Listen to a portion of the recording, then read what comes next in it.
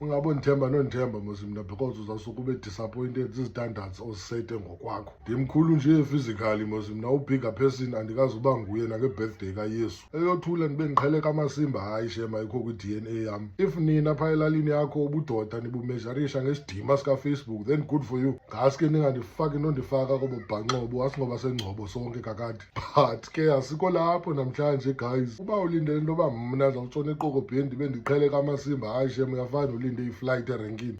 Angile isidima sakho emani besiphi sisidima ngokule nonsense entwana ibithetha amasimba ndingayazi noyazi. Hayi nguye nomntu wokuqala owugqibela mozilo ndibiza ngekwekwe kwezi socials. A few months ago ibilambukumbuku yaseqongqini ukumchamo inobuso engathi yi-lunch bar yona kuqala. Ngoku yile ntwana next month ngomnye yicycle le nonsense e-social media because wonke umuntu ufuna ezi numbers. Mna ke mtshana xa ndinaso isikhathi sakho ndiza kuseva. Endingazoyenza yona kube ndizenza uJohn Wick ndibe ndiyokhangelana nezirhama zentwana ezithetha ububhanxa apha kufacebook. Umntana kakade ulungiswa kule ndawo amoshe kuyo. Andiyana mani iqhele ulawula phaa kwamakwenu unale nto caba yonke into ufuneka yenzeke ngehlobo lifunwa nini. Caba nam funeka ndireakthe ngale ndlela ubuzawureaktha ngayo wena. Hawu nye right fucking there for nina ndilongqina likayehova.